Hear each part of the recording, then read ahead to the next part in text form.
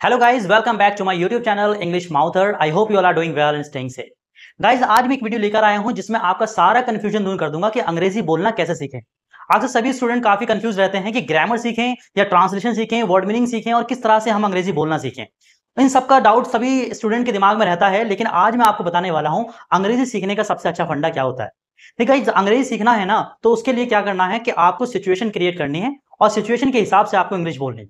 आपको बिल्कुल भी ट्रांसलेट नहीं करना है। अक्सर क्या होता है, स्टूडेंट दिमाग में हिंदी लेते हैं और हिंदी का इंग्लिश कन्वर्ट करते हैं, उसके बाद में वो अपने मुंह से ब्लो करते हैं। ऐसा आपको करने की जरूरत नहीं है। तो गाइस, इस वीडियो में आपको सिखाने वाला हूं कुछ सेंटेंसेस और साथ ही साथ कुछ सिचुएशन भी बताऊंगा, जिसके थ्रू आप समझ जाएंगे कौन से सेंटेंसेस कहां आपको किस तरह से इस्तेमाल करना है। चलिए तो गाइस शुरू करते हैं, लेकिन शुरू करने से पहले मैं चाहता हूं अगर आप चैनल पर न्यू हैं तो प्लीज चैनल को सब्सक्राइब करें और साथ ही साथ बेल आइकन भी दबाएं ताकि मेरी वीडियो की नोटिफिकेशन आप तक पहुंच सके। तो शुरू करते हैं गाइस। पहला सेंटेंस है व्हाट हैपन। प्लीज मेरे साथ में रिपीट कीजिए, व्हाट हैपन। व्हाट हैपन का मतलब होता है क्या हुआ। हिंदी मीनिंग्स तो क्या हुआ। क्या हुआ जब हमें बोलना है तो हमें व्हाट हैपन कहना है नहीं, बल्कि आपको सिचुएशन याद रखनी है। मैं आपको बताता हूं कि जब कभी आप बहुत सारी भीड़ देखें तो वहां देखते ही वहां पहुंचे और जाते ही कहिए व्हाट हैपन।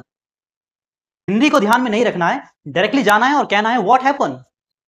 दूसरी सिचुएशन ऐसी है कि मान लीजिए अगर कोई आपका दोस्त है या आपका रिलेटिव है और उसका मुंह लटका हुआ है, मतलब वो गुमसुम बैठा हुआ है, तो आप उसके पास पहुंचिए और कहिए व्हाट हैपन।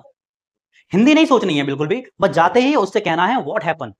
ये पहला sentence, what happen, what happen. तीसरी सिचुएशन, जब आप बहुत सारे लोगों को एक दिशा में भागते हुए देखते हैं तो जाइए उनके पास में और उनसे कहिए व्हाट हैपन, क्या हुआ। कोई हपड़ा दपड़ी कर रहा है, कोई जल्दबाजी कर रहा है, उसके पास पहुंचिए और कहिए व्हाट हैपन। तो कैसी सिचुएशन है, इन सिचुएशन में जाइए और आप बोलिए व्हाट हैपन। आपको हिंदी बिल्कुल याद नहीं रखनी है, बस आपको सिचुएशन याद रखनी है कि सर ने ये बताया है कि ऐसी ऐसी सिचुएशन में आपको व्हाट हैपन बोलना है। दूसरा sentence, what's going on here. मेरे साथ में रिपीट भी कीजिए अगर आप मुझे वॉच कर रहे हैं तो। What's going on here Hindi means है यहां क्या हो रहा है। मान लीजिए अगर आप घर पहुंचते हैं और वहां देखते हैं कि बच्चे शोर मचा रहे हैं, बहुत शोर मचा रहे हैं। आप वहां पहुंचे और सबसे पहला सेंटेंस कहिए what's going on here, what's going on here. Right, ये सिचुएशन होगी। इस सिचुएशन में आपको यूज करना है what's going on here. Hindi बिल्कुल ध्यान में नहीं रखनी है, बस आपको सिचुएशन याद रखनी है। ऐसी सिचुएशन में आपको यूज करना है। मान लीजिए अगर आप घर पहुंचते हैं और सभी लोग किसी ना किसी तैयारी में लगे हुए, कोई खाना बनाने की तैयारी में है तो कोई डेकोरेशन की तैयारी में है, कोई किसी चीज की तैयारी में है। आप वहां फौरन वहां पहुंचे और पहुंचने के बाद में आप पहला सेंटेंस बोलिए व्हाट्स गोइंग ऑन हियर, क्या हो रहा है यहाँ। हिंदी दिमाग में नहीं रखनी है, सिर्फ सिचुएशन को देखते हुए आपको सेंटेंस बोलना है। ऐसा ऐसा होता है ना कि मान लीजिए कोई व्यक्ति हमसे बोलता है हाउ आर यू, और डायरेक्टली हमारे मुंह से निकलता है हम फाइन। वेदर हम फाइन हो या ना हो, हम फाइन बोल देते हैं। तो ऐसी ही सिचुएशन क्रिएट करनी है। जैसे सिचुएशन देखा वैसा आपने सेंटेंस बोल दिया। चलिए अगले सेंटेंस देखते हैं। मैं आए का मतलब मैं करूं। मान लीजिए आप घर पहुंचते हैं और मम्मी जो है किचन में वो ऊंचे ऊंचाई से कोई बॉक्स या कोई कंटेनर उतारने की कोशिश कर रही है, बल्कि उनका उतर नहीं रहा है, वो उनका हाथ नहीं पहुंच रहा है। तो आप पहुंचिए और उनसे कहिए मैं आए, मतलब मैं करूं। कोई दोस्त है, वो अपने बॉटल का ढक्कन खोलने की कोशिश कर रहा है, वो खुल नहीं रहा है, वो पूरी ताकत लगा रहा है बट वो खुल नहीं रहा है। आप उससे कहिए मैं आए, मैं आए। ये मत कहिए मैं करूं, बस आपको सिचुएशन कह रहे ऐसा वो उस पर नहीं हो पा रहा है तो मैं करूं, मैं करूं तो मैं आए। आपको ये बोलना है मैं आए। राइट, अगला सेंटेंस देखते हैं। What nonsense, what nonsense. What nonsense का मीन्स होता है क्या बेवकूफी है। कोई आपका दोस्त है या आपका कोई छोटा भाई है और वो कोई ऐसी बातें बोल रहा है जो बिल्कुल जिसका सिर ना पैर, तो आप वहां उससे कह सकते हैं व्हाट नॉनसेंस। मान लीजिए अगर आपके पास में केवल 2000 रुपए हैं और आपका दोस्त आपसे कहता है कि आप एक बिजनेस सेटअप कर लीजिए। बिजनेस भी क्या, जिसमें लगभग जो 15 या 20 लाख रुपए से स्टार्ट होगा, और आपके पास तो मात्र 2000 रुपए हैं, तो 15 या 20 लाख रुपए वाला बिजनेस कैसे स्टार्ट कर सकते हैं। तो आपके लिए वो बातें कैसी हैं, खराब, बेकार, बकवास बातें हैं। तो आप तुरंत कहिए व्हाट नॉनसेंस, क्या बेवकूफी है। भाई मेरे पास तो 2000 रुपए हैं, 15-20 लाख वाला बिजनेस मैं कैसे शुरू कर सकता हूं। तो दिस इज नॉनसेंस, ये तो बेवकूफी वाली बात हुई ना। तो ऐसी सिचुएशन में आप इस्तेमाल कीजिए व्हाट नॉनसेंस। आगे सेंटेंस देखते हैं। What's for dinner today. आज डिनर में क्या है। डिनर का मतलब शाम का खाना, दोपहर खाना जैसे लंच होता है।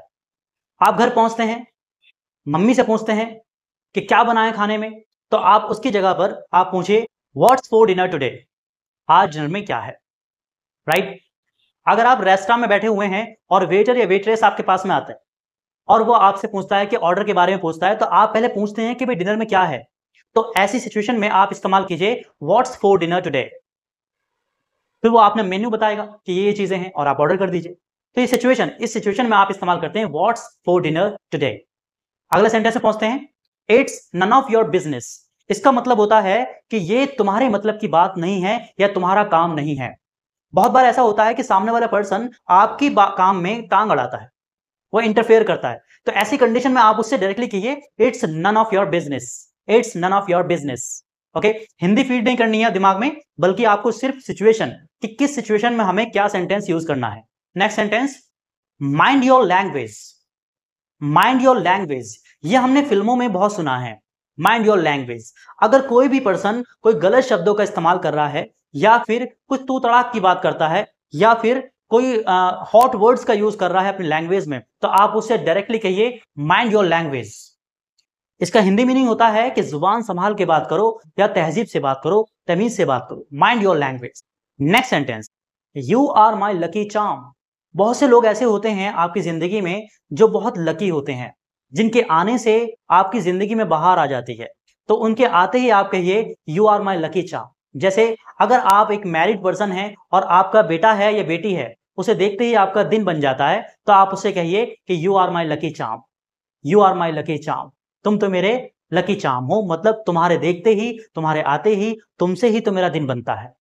बड़ा ही प्यारा सेंटेंस है और आप इस्तेमाल भी कीजिए। नेक्स्ट सेंटेंस देखते हैं, I can't believe. I can't believe, इसका मतलब होता है मैं नहीं मानता। बहुत सारी बातें ऐसी होती हैं जो सामने वाला पर्सन आपके सामने रखता है और आपको उस चीजों पर विश्वास नहीं होता, बिलीव नहीं होता, तो आप क्या कहते हैं, बिल्कुल भी नहीं मानता, मैं नहीं मानता भाई ऐसा होगा, मैं नहीं मानता। I can't believe, I can't believe. जैसे किसी इंसान आपके पास में आया और वो आपसे कहता है कि सन 2030 में, इन 2030 में ये पिल्ले आ जाएगी और दुनिया खत्म हो जाएगी।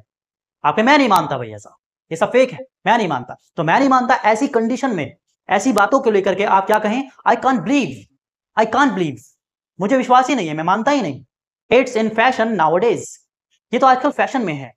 ये सेंटेंस हम तब इस्तेमाल करते हैं जब आप कोई न्यू ड्रेस पहनते हैं और जो आजकल चल रही है, या कोई और भी पहनता है, उसको देखकर कहते हैं कि तुम अच्छे लग रहे हो, और ये ड्रेस जो आपने खरीदी है या जो पहनी है, ये आजकल चल रहा है, आजकल फैशन में है, आजकल फैशन में है। तो इट्स इन फैशन नाउअडेज। एक सेंटेंस और देखिएगा, it's outdated. It's outdated, outdated का मतलब है पुराना। पुराना तो ओल्ड भी होता है, लेकिन कुछ फैशन से बाहर हो जाता है, नहीं फैशन में नहीं रहता वो चीज, उसे बोलते हैं इट्स आउटडेटेड।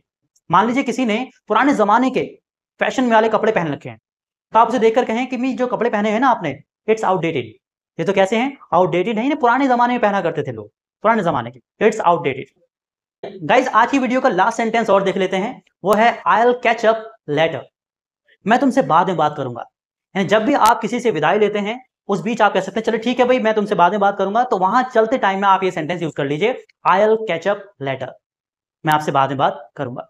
तो गाइज ये थे कुछ सेंटेंसेस जो मैंने आपको इस सिचुएशन के थ्रू समझाने की कोशिश की है। उम्मीद करता हूं कि आप ये सेंटेंस अपने नोटबुक में राइट कर लेंगे, और राइट करने के साथ साथ आप ऐसी सिचुएशन को क्रिएट करेंगे और तलाश करेंगे कि कहां पर हम ये सेंटेंसेस बोल सकते हैं। उम्मीद है ये वीडियो आपको पसंद आया होगा, और पसंद आया तो डेफिनेटली आप लाइक कीजिएगा और शेयर भी कीजिए अपने दोस्तों के साथ में, ताकि वो लोग भी इस वीडियो का फायदा उठा सके। मैं लेकर आता रहूंगा नई नई वीडियो इसी तरह की, और आपसे जुड़ा रहूंगा। तब तक के लिए have a nice time, take care of yourself.